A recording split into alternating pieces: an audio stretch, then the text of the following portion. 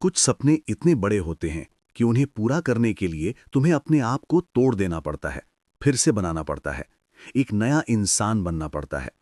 ये दुनिया तुमसे पूछती नहीं कि तुम तैयार हो या नहीं, ये तुमसे मांगती है कि तुम अपनी सबसे गहरी तकलीफ को अपनी सबसे बड़ी ताकत में बदल दो।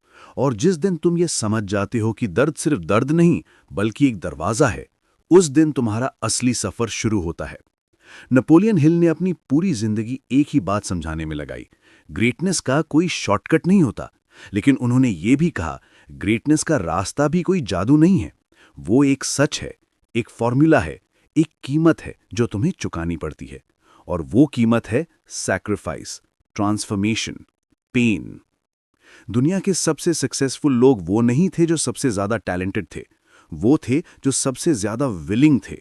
Willing to burn, willing to break, willing to pay the price जब बाकी सब भाग गए। माइकल जॉर्डन, दुनिया का शायद सबसे फेमस बास्केटबॉल प्लेयर, लेकिन क्या तुम्हें पता है उसने हाई स्कूल में अपनी टीम से कट हो गया था। उसे कहा गया था कि तुम काफी अच्छी नहीं हो। उसने उस रात घर जाकर रोया, लेकिन अगली सुबह उसने फैसला किया कि मैं ये दर्द अपनी फ्यूल बनाऊंगा। वो सुबह 5 बजे उठने लगा, प्रैक्टिस करने लगा जब बाकी लोग सो रहे थे, हर रिजेक्शन को रॉकेट फ्यूल में बदल दिया। और फिर एक दिन वो माइकल जॉर्डन बन गया, greatest of all time. Pain सिर्फ तोड़ता नहीं, वो पॉलिश भी करता है। डायमंड भी कोयले से ही बनता है, लेकिन प्रेशर के बाद, हीट के बाद, टाइम के बाद। तुम्हारे अंदर भी एक डायमंड छुपा हुआ है, लेकिन उसे बाहर लाने के लिए तुम्हें प्रेशर एक्सेप्ट करना होगा, डिस्कंफर्ट एक्सेप्ट करनी होगी। तुम्हें अपनी पुरानी आइडेंटिटी को जलाना होगा ताकि नई आइडेंटिटी पैदा हो सके। ये सफर आसान नहीं है, लेकिन ये जरूरी है। नेपोलियन हिल कहते थे, every adversity carries with it the seed of an equal और ग्रेटर बेनिफिट। मतलब हर मुसीबत के साथ एक तोहफा भी आता है, लेकिन वो तोहफा तभी मिलता है जब तुम मुसीबत से भागो नहीं, बल्कि उसका सामना करो, उससे सीखो, उसे अपना बनाओ। थॉमस एडिसन ने 10,000 बार फेल होने के बाद इलेक्ट्रिक बल्ब बनाया। जब लोगों ने पूछा, आपको बुरा नहीं लगा इतनी बार हारने में, तो उसने कहा, मैं हारा नहीं, मैंने 10,000 ऐसे तरीके खोज लिए जो काम नहीं करते। ये माइंडसेट की बात है, ये देखने का नजरिया है। ग्रेटनेस वो नहीं जो तुम्हारे साथ होता है, ग्रेटनेस वो है जो तुम उस चीज के साथ करते हो जो तुम्हारे साथ होती है। लेकिन ये समझना जरूरी है, पेन को एक्सेप्ट करना मतलब ये नहीं कि तुम खुद को टॉर्चर करो। पेन को एक्सेप्ट करना मतलब है कि तुम समझो, ग्रोथ अनकंफर्टेबल होती है, चेंज मुश्किल होता है। और अगर तुम्हें अपनी जिंदगी में कुछ भी एक्स्ट्रॉर्डिनरी करना है, तो तुम्हें ऑर्डिनरी से बाहर निकलना होगा। जब एक कैटरपिलर बटरफ्लाई बनती है, तो वो प्रोसेस कितनी तकलीफदेह होती है, तुमने कभी सोचा? वो क्रिसलिस के अंदर होते हैं, अंधेरा, टाइट स्पेस, घुटन। अगर कोई उसे बाहर निकाल दे बीच में उसकी हेल्प करने के लिए, तो बटरफ्लाई का विंग्स कभी डेवलप नहीं होते। वो उड़ नहीं पाती, वो मर जाती है, क्योंकि वो स्ट्रगल, वो प्रेशर, वो जरूरी था। वो वीकनेस नहीं थी, वो ट्रेनिंग थी, वो ट्रांसफॉर्मेशन का हिस्सा था। तुम्हारी जिंदगी में भी यही हो रहा है। तुम्हें जो प्रेशर फील हो रहा है, वो तुम्हें तोड़ने के लिए नहीं, तुम्हें विंग्स देने के लिए आ रहा है। लेकिन तुम्हें उस प्रोसेस को ट्रस्ट करना होगा। नेपोलियन हिल ने थिंक एंड ग्रो रिच में लिखा, desire backed by faith knows no such word as impossible. लेकिन ये फेथ कैसी होती है? ये ब्लाइंड फेथ नहीं होती।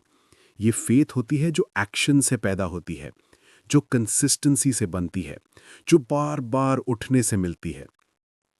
ओपरा विनफ्री आज दुनिया की मोस्ट इन्फ्लुएंशियल विमेन में से एक। लेकिन तुम्हें पता है उसकी चाइल्डहुड कैसी थी? Poverty, abuse, neglect. उसे 14 साल की उम्र में प्रेगनेंसी हुई जो सर्वाइव नहीं की। स्कूल में उसने सोचा था कि मेरी लाइफ खत्म हो गई, लेकिन उसने कुछ और सोचा। उसने डिसाइड किया, मैं अपने पास्ट को अपनी प्रिजन नहीं बनने दूंगी, मैं अपने पेन को अपनी पावर बनाऊंगी। उसने पढ़ाई की, मेहनत की, रेडियो में काम किया, टीवी में स्ट्रगल किया, बार बार रिजेक्ट हुई। लोगों ने कहा, तुम टीवी के लिए राइट लुक नहीं हो, तुम्हारी आवाज टू मच है, तुम्हारी पर्सनालिटी टू बोल्ड है। लेकिन उसने अपने आप को चेंज नहीं किया, उसने दुनिया को चेंज कर दिया। आज ओपरा एक नाम नहीं, एक मूवमेंट है। ये है ट्रांसफॉर्मेशन की ताकत। ये है सैक्रिफाइस का मतलब। तुम्हें वो सब छोड़ देना पड़ता है जो तुम्हें छोटा रखता है, चाहे वो लोग हों, चाहे वो आदतें हों, चाहे वो पुरानी आइडेंटिटी हो। तुम वो नहीं रह सकते जो तुम थे, अगर तुम्हें वो बनना है जो तुम बन सकते हो। और सबसे बड़ी सैक्रिफाइस कंफर्ट की, सिक्योरिटी की, सेफ लाइफ की। दुनिया तुम्हें सिखाती है सेफ रहो, रिस्क मत लो, गलती मत करो, लेकिन ग्रेटनेस कभी सेफ जोन में नहीं मिलती। वो अनचार्टर्ड टेरिटरी में मिलती है। वो वहां मिलती है जहां तुमने कभी कदम नहीं रखा। स्टीव जॉब्स को एप्पल से निकाल दिया गया था, अपनी ही कंपनी से, वो कंपनी जिसे उन्होंने गैराज में शुरू किया था। इमेजिन करो, तुम्हारा सपना, तुम्हारी मेहनत, तुम्हारा बच्चा तुमसे छीन लिया गया। कैसा लगता? जॉब्स ने एक इंटरव्यू में कहा, getting fired from Apple was the best thing that ever happened to me. क्योंकि उस पेन ने, उस रिजेक्शन ने उन्हें फ्री कर दिया। उन्होंने नेक्स्ट बनाया, पिक्सार बनाया, और जब वो एप्पल वापस आए तो वो एक अलग इंसान थे, एक मैच्योर लीडर थे। उन्होंने एप्पल को दुनिया की सबसे वैल्यूएबल कंपनी बना दिया। अगर वो फायर नहीं होते तो शायद वो कभी इतने बड़े नहीं बनते। पेन ने उन्हें पॉलिश किया, फेलियर ने उन्हें सिखाया, रिजेक्शन ने उन्हें रीडायरेक्ट किया। नेपोलियन हिल कहते थे, every setback carries with it the seed of N equivalent और ग्रेटर बेनिफिट।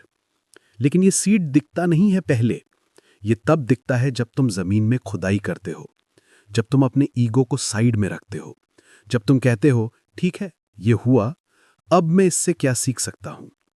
रिजिलियंस ये नहीं है कि तुम गिरते नहीं, रिजिलियंस ये है कि तुम उठते कैसे हो, किस माइंडसेट के साथ उठते हो। क्या तुम विक्टिम बनते हो या विक्टर? विक्टर फ्रैंकल एक साइकाइट्रिस्ट थे जो नाजी कॉन्सेंट्रेशन कैंप्स में थे वर्ल्ड वॉर 2 के टाइम। सब कुछ छीन लिया गया उनसे, फैमिली, फ्रीडम, डिग्निटी। उन्हें ऐसा टॉर्चर किया गया जो हम इमेजिन भी नहीं कर सकते। लेकिन वहां भी, उस अंधेरी जगह में भी, उन्होंने एक चीज डिस्कवर की जो कोई नहीं छीन सकता था, उनका चॉइस, उनका एटीट्यूड, उनका रिस्पॉन्स। उन्होंने मैन सर्च फॉर मीनिंग लिखी, एक बुक जो कहती है कि सफरिंग का मतलब होता है जब तुम उसे मीनिंग दो, जब तुम उससे कुछ बनाओ। उन्होंने लिखा, between stimulus and response there is a space. In that space is our power to choose our response. In our response lies our growth and our freedom. ये है अल्टीमेट ट्रूथ। तुम कंट्रोल नहीं कर सकते कि तुम्हारे साथ क्या होता है, लेकिन तुम पूरी तरह से कंट्रोल कर सकते हो कि तुम रिएक्ट कैसे करते हो। पेन तुम्हें तोड़ सकता है या बिल्ड कर सकता है, ये तुम्हारे हाथ में है। लेकिन ये चॉइस सिंपल नहीं होती, ये इजी नहीं होती, क्योंकि जब तुम ट्रांसफॉर्मेशन के बीच में होते हो तो सब कुछ केओटिक लगता है। तुम्हें पता नहीं होता कि आगे क्या है, तुम्हें डर लगता है, तुम्हें लगता है शायद मैं गलत कर रहा हूं, शायद मैं फेल हो जाऊंगा। और ये डर नेचुरल है, लेकिन ये डर तुम्हारा एनिमी नहीं है, ये तुम्हारा कंपस है। ये तुम्हें बता रहा है कि तुम कुछ मीनिंगफुल कर रहे हो, कुछ रिस्की कर रहे हो, कुछ वर्थवाइल कर रहे हो। जेके रोलिंग हैरी पॉटर की राइटर है, लेकिन उसकी स्टोरी से पहले उसकी रियल स्टोरी है। वो सिंगल मदर थी, डिवोर्स हो चुका था, डिप्रेशन में थी, फाइनेंशियली ब्रोक थी, गवर्नमेंट बेनिफिट्स पे जी रही थी, अपने बेबी के साथ एक छोटे से फ्लैट में। उसने खुद के बारे में कहा, I was the biggest failure I knew. लेकिन उस फेलियर के बीच में, उस पेन के बीच में उसने कुछ किया। उसने लिखा, रोज कैफेज में बैठकर जब उसकी बेटी सो जाती थी। उसने हैरी पॉटर का मैन्युस्क्रिप्ट 12 पब्लिशर्स को भेजा, सबने रिजेक्ट कर दिया। बच्चों की बुक्स नहीं चलती, ये बहुत लंबा है, ये काम नहीं करेगा। लेकिन उसने हार नहीं मानी। 13 पब्लिशर ने हां कही। आज हैरी पॉटर एक $1 बिलियन फ्रेंचाइज है। रोलिंग बिलियनर बन गई। लेकिन वो कहती है, rock bottom became the solid foundation on which I rebuilt my life. यह है सैक्रिफाइस का मैजिक।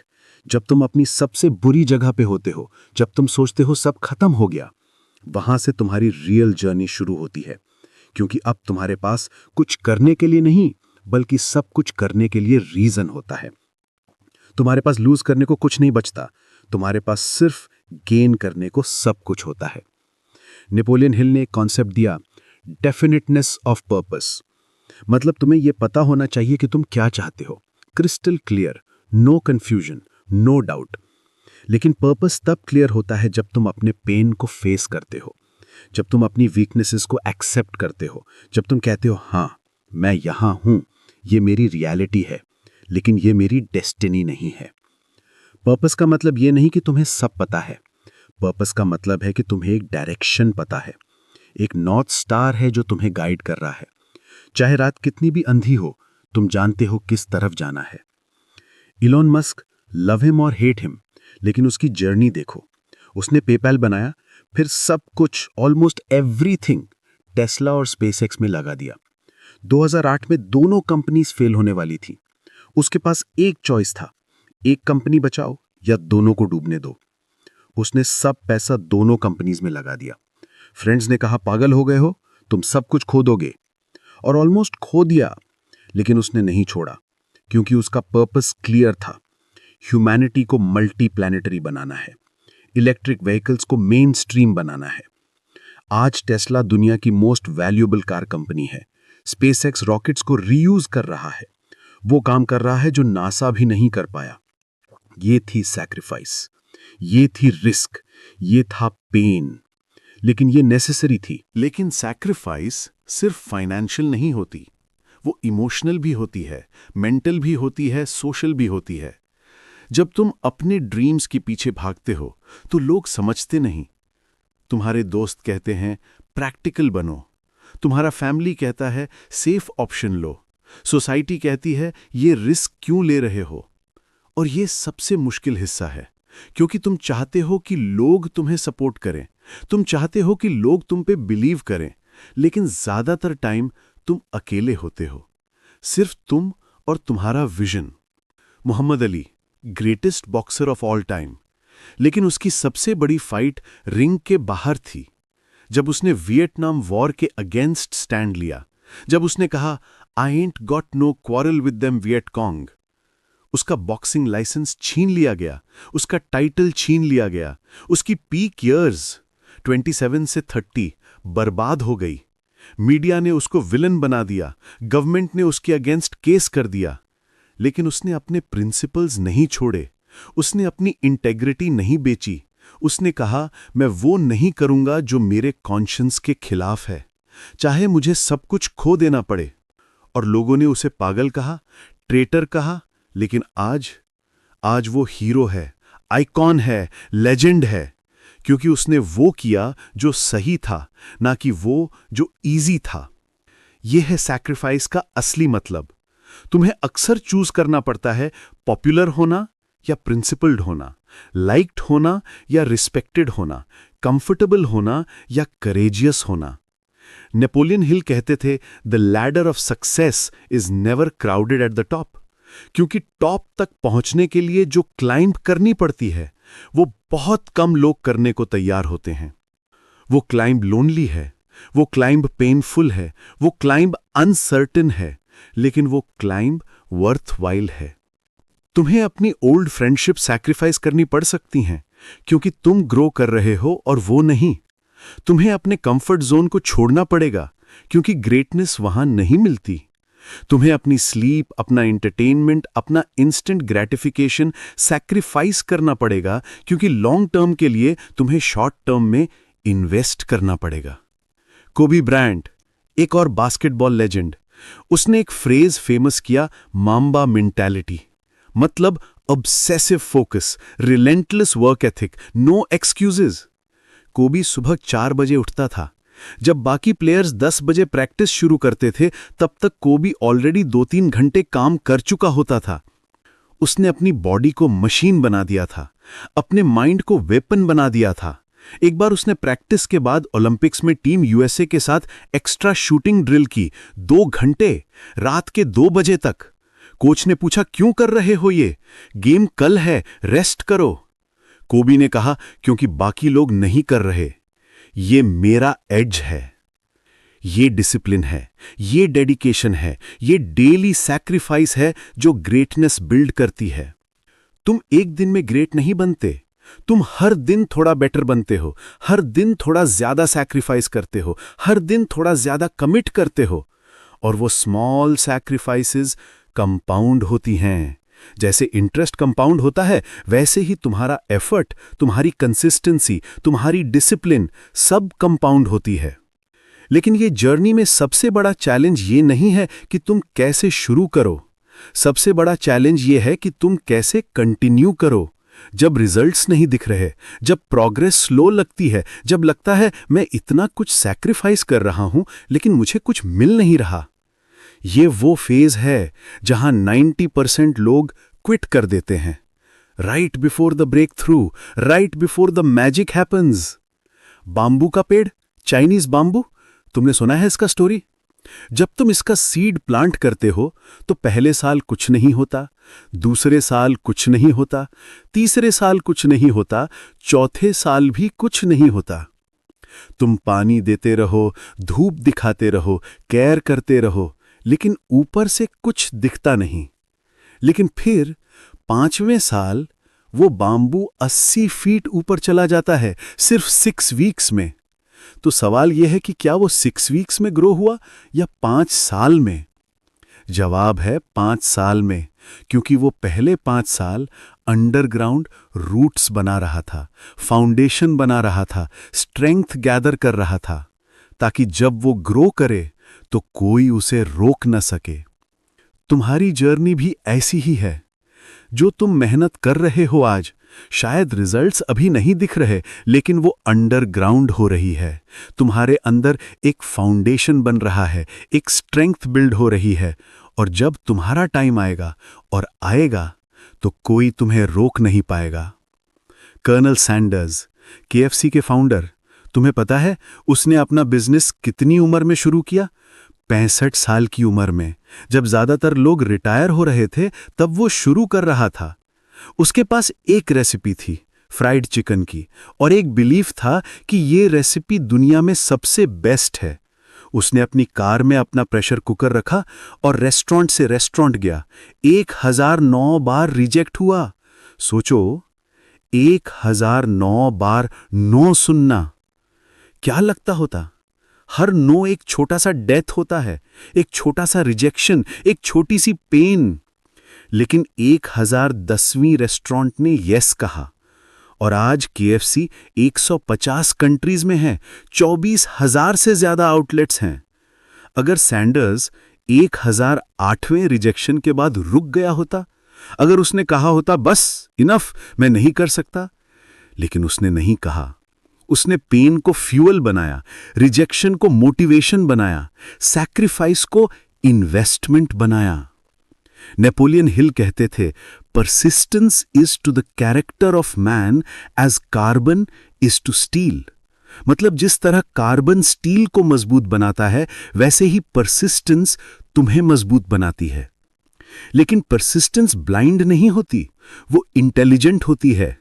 तुम सीखते हो हर अटेम्प्ट से, तुम अडेप्ट करते हो, तुम इंप्रूव करते हो। फेलियर तब ही फेलियर है जब तुम उससे कुछ नहीं सीखते, वरना हर फेलियर एक लेसन है, एक डेटा पॉइंट है, एक स्टेपिंग स्टोन है सक्सेस की तरफ। सारा ब्लैकली, स्पैंक्स की फाउंडर, बिलियनेयर, सेल्फ मेड, लेकिन उसकी शुरुआत सेल्स गर्ल के रूप में हुई। Door to door fax machines बेचती थी। उसने स्पैंक्स का आइडिया सोचा, कंफर्टेबल शेपवेयर फॉर विमेन, लेकिन उसे मैन्युफैक्चरिंग के बारे में कुछ नहीं पता था, बिजनेस के बारे में कुछ नहीं पता था, लेकिन उसके पास था एक बिलीफ और willingness to learn, willingness to fail. उसने अपने सारे सेविंग्स $5000 लगा दिए। हर मैन्युफैक्चरर ने उसे रिजेक्ट किया। ये आइडिया काम नहीं करेगा, तुम्हें एक्सपीरियंस नहीं है, तुम कौन हो? लेकिन उसने हार नहीं मानी। फाइनली एक मैन्युफैक्चरर मान गया, और फिर उसने नीमन मार्कस को पिच किया, खुद अपना प्रोडक्ट डेमोन्स्ट्रेट किया बाथरूम में जाके। आज स्पैंक्स $1 बिलियन कंपनी है। सारा अपनी स्टोरी शेयर करती है ताकि दूसरे लोग इंस्पायर हों। वो कहती है, failure is not the outcome, failure is not trying. और जब तुम इस रास्ते पर चलते हो तो तुम्हें समझना पड़ता है, ट्रांसफॉर्मेशन एक बार नहीं होती, वो बार बार होती है। तुम एक लेवल कॉन्कर करते हो तो अगला लेवल आता है। तुम एक वर्जन से बढ़ते हो तो नया वर्जन बनता है। ये जर्नी कभी खत्म नहीं होती और यही इसका सौंदर्य है, यही इसका असली मतलब है। Bruce Lee, martial arts legend, philosopher, actor, लेकिन उसकी असली ग्रेटनेस थी उसकी एडैप्टेबिलिटी। उसने ट्रेडिशनल मार्शल आर्ट सीखी, लेकिन फिर उसने सोचा मैं सिर्फ एक स्टाइल तक सीमित क्यों रहूं। उसने जीत कुंडो बनाया, अपना खुद का मार्शल आर्ट। वो कहता था बी वाटर माय फ्रेंड, मतलब पानी की तरह बनो, फ्लेक्सिबल, एडैप्टेबल, फॉर्मलेस। पानी किसी भी बर्तन का शेप ले लेता है। वो हार्ड हो सकता है आइस बनकर, सॉफ्ट हो सकता है लिक्विड बनकर, पावरफुल हो सकता है स्टीम बनकर। तुम्हें भी यही सीखना है। रिजिड मत बनो, स्टबर्न मत बनो अपनी पुरानी सोच के साथ। ग्रो करो, इवॉल्व करो, ट्रांसफॉर्म करो। क्योंकि दुनिया बदल रही है, टेक्नोलॉजी बदल रही है, अपॉर्चुनिटीज बदल रही हैं। अगर तुम नहीं बदलोगे तो तुम पीछे रह जाओगे। लेकिन ये डर से नहीं होना चाहिए, ये उत्साह से होना चाहिए, एक्साइटमेंट से होना चाहिए, क्योंकि हर नया चैलेंज एक नया अपॉर्चुनिटी है, सीखने का, बढ़ने का, बेटर बनने का। नेल्सन मंडेला 27 साल जेल में थे, 27 साल। अपनी जवानी, अपनी ताकत, अपनी आज़ादी, सब कुछ छीन लिया गया, लेकिन उन्होंने जेल को अपनी यूनिवर्सिटी बना लिया। वो पढ़ते रहे, सीखते रहे, अपने दिमाग को तेज करते रहे, अपनी आत्मा को मजबूत करते रहे। और जब वो बाहर आए तो वो टूटे हुए आदमी नहीं थे, वो एक लीडर थे, एक विजनरी थे। उन्होंने साउथ अफ्रीका को बदल दिया, रेसिज्म से लड़े, फॉरगिवनेस सिखाई, यूनिटी बनाई। उन्होंने कहा, the greatest glory in living lies not in never falling but in rising every time we fall. ये है रेजिलियंस, ये है ट्रांसफॉर्मेशन का आखिरी सबक। गिरना गुनाह नहीं है, गिरे रहना गुनाह है। हर बार जब तुम गिरते हो, तुम्हारे पास एक मौका है ज्यादा मजबूत बनकर उठने का, ज्यादा समझदार। हाँ, ग्रैटिट्यूड। क्योंकि जब तक तुम अपनी जर्नी को अप्रिशिएट नहीं करते, तब तक तुम डेस्टिनेशन को एंजॉय नहीं कर पाओगे। बहुत लोग सोचते हैं जब मैं सक्सेसफुल हो जाऊंगा तब मैं खुश रहूंगा, जब मेरे पास पैसा होगा तब मैं शांत रहूंगा, जब मेरी मंजिल आ जाएगी तब मैं आराम करूंगा। लेकिन यह सबसे बड़ा धोखा है जो हम खुद को देते हैं। खुशी मंजिल पर नहीं, रास्ते में मिलती है। शांति बाहर नहीं, अंदर मिलती है। आराम अचीवमेंट में नहीं, एक्सेप्टेंस में मिलता है। जब तुम हर छोटी जीत को सेलिब्रेट करते हो, तब तुम्हें ताकत मिलती है अगली लड़ाई के लिए। जब तुम अपनी हर छोटी सैक्रिफाइस को एक्नॉलेज करते हो, तब तुम्हें मोटिवेशन मिलती है अगली सैक्रिफाइस के लिए। ग्रैटिट्यूड तुम्हारी फ्यूल है, वो तुम्हारा एंकर है। वो तुम्हें याद दिलाता है कि तुम कहां से आए हो, कितनी दूर आ चुके हो और कितना आगे जा सकते हो। ड्वेन द रॉक जॉनसन आज दुनिया का हाईएस्ट पेड एक्टर। लेकिन क्या तुम्हें पता है उसकी शुरुआत कैसी थी? उसके पास सिर्फ $60 थे जब उसका फुटबॉल करियर खत्म हो गया। डिप्रेशन में था, सोचता था सब कुछ बर्बाद हो गया। लेकिन उसने वो $60 को याद रखा। आज भी वो उस स्टोरी को शेयर करता है। वो कहता है, वो $60 मुझे याद दिलाते हैं कि मैं कहां से आया हूं, और किसी को भी मुझसे वो चीज नहीं छीन सकता। वो ग्रेटफुल है अपनी स्ट्रगल के लिए, अपनी पेन के लिए, क्योंकि उसी ने उसे बनाया जो वो आज है। ग्रेटिट्यूड का मतलब ये नहीं कि तुम सेटल हो जाओ। इसका मतलब है कि तुम समझो जो कुछ भी तुम्हारे पास है, जहां भी तुम हो, वो एक ब्लेसिंग है, एक स्टार्टिंग पॉइंट है। नेपोलियन हिल कहते थे, when you are grateful, fear disappears and abundance appears. क्योंकि जब तुम ग्रेटफुल होते हो तो तुम स्कैर्सिटी माइंडसेट से निकल जाते हो। तुम सोचना बंद कर देते हो मेरे पास काफी नहीं है, और सोचना शुरू कर देते हो मेरे पास बहुत कुछ है और मैं इसे और बढ़ा सकता हूं। मलाला यूसुफजई, सबसे कम उम्र की Nobel peace prize winner. Taliban ने उस पर गोली चलाई सिर्फ इसलिए क्योंकि वो लड़कियों की एजुकेशन के लिए लड़ रही थी। वो मर सकती थी, लेकिन वो बच गई। और जब वो हॉस्पिटल से बाहर आई तो उसने बदला नहीं लिया, नफरत नहीं फैलाई। उसने कहा, मैं ग्रेटफुल हूं कि मुझे एक और मौका मिला, एक और दिन मिला, एक और सांस मिली, और अब मैं और जोर से लड़ूंगी और तेज बोलूंगी। यह है ट्रांसफॉर्मेशन की असली ताकत, जब पेन तुम्हें तोड़ती नहीं बल्कि तुम्हारी आवाज को और मजबूत बनाती है। तुम्हारी भी एक आवाज है, एक मैसेज है, एक पर्पस है। लेकिन वो तब तक बाहर नहीं आता जब तक तुम प्रेशर से नहीं गुजरते। डायमंड को पॉलिश करना पड़ता है, गोल्ड को पिघलाना पड़ता है, स्टील को गर्म करना पड़ता है। और इंसान को सैक्रिफाइस करनी पड़ती है, ट्रांसफॉर्म होना पड़ता है, पेन से गुजरना पड़ता है। लेकिन याद रखो, पेन परमानेंट नहीं है, वो टेम्पररी है। लेकिन जो तुम उस पेन से सीखते हो, जो स्ट्रेंथ तुम उससे गेन करते हो, वो परमानेंट है, वो तुम्हारे साथ हमेशा रहती है। और अब जब तुम इतनी दूर आ चुके हो, इस जर्नी को समझ चुके हो, तो अब सवाल ये है, तुम क्या करोगे आगे?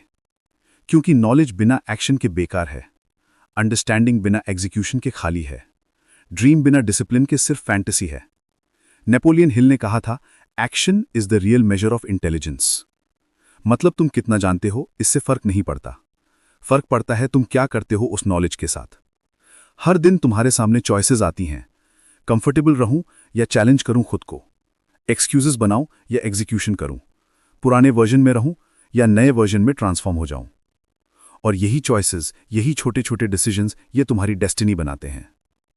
कोबी ब्रायंट ने कहा था, everything negative, pressure, challenges is all an opportunity for me to rise. लेकिन राइज करना ऑटोमेटिक नहीं होता, वो डेलिब्रेट होता है, इंटेंशनल होता है, कॉन्शियस होता है। तुम सुबह उठते हो और तुम्हारे पास चॉइस है, आराम से सोते रहो या उठकर काम करो, मीडियोक्रिटी को एक्सेप्ट करो या एक्सेलेंस के लिए पुश करो, आज भी वही रहो जो कल थे या थोड़ा बेहतर बनो। और यही डेली चॉइस, यही डेली सैक्रिफाइस, यही ग्रेटनेस बनाती है।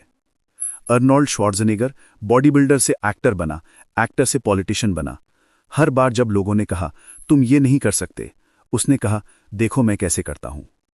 वो कहता है, the worst thing I can be is the same as everybody else, I hate that. ये माइंडसेट है जो तुम्हें अलग बनाती है, ये हंगर है जो तुम्हें आगे बढ़ाती है, ये willingness to sacrifice, to transform, to endure pain, यही तुम्हें लेजेंडरी बनाती है। लेकिन ये जर्नी अकेले की नहीं है, तुम इंस्पायर करते हो दूसरों को, तुम्हारी स्टोरी बन जाती है किसी और की स्ट्रेंथ। जब तुम अपनी पेन से गुजरते हो और फिर भी नहीं हारते, तुम सिखाते हो दूसरों को। जब तुम सैक्रिफाइस करते हो और फिर भी खड़े रहते हो, तुम दिखाते हो दूसरों को कि पॉसिबल क्या है। तुम्हारा ट्रांसफॉर्मेशन सिर्फ तुम्हारे लिए नहीं, वो उन सब के लिए है जो तुम्हें देख रहे हैं, जो स्ट्रगल कर रहे हैं, जो सोच रहे हैं क्या मैं कर पाऊंगा। तुम्हारी विक्ट्री उनका होप बनती है, तुम्हारी रेजिलियंस उनकी इंस्पिरेशन बनती है, तुम्हारी स्टोरी उनकी रोड मैप बनती है। और यही नेपोलियन हिल का असली मैसेज था। वो कहते थे, it is literally true that you can succeed best and quickest by helping others to succeed. क्योंकि जब तुम दूसरों को लिफ्ट करते हो, तुम खुद और ऊपर जाते हो। जब तुम दूसरों को एम्पावर करते हो, तुम खुद और पावरफुल बनते हो। जब तुम दूसरों की जर्नी में कंट्रीब्यूट करते हो, तुम अपनी जर्नी को मीनिंग देते हो। यह है अल्टीमेट ट्रांसफॉर्मेशन, जब तुम अपनी पेन को दूसरों की पावर बना देते हो, जब तुम अपनी सैक्रिफाइस को दूसरों की सक्सेस का सीड बना देते हो। तो आज इस पल तुम्हारे सामने चॉइस है, तुम वही रह सकते हो जो तुम हो, कंफर्टेबल, सेफ, एवरेज। या तुम डिसाइड कर सकते हो, मैं ट्रांसफॉर्म होऊंगा, मैं सैक्रिफाइस करूंगा, मैं पेन से गुजरूंगा, क्योंकि मुझे पता है on the other side of pain there is greatness, on the other side of sacrifice there is success, on the other side of transformation there is the best version of my self.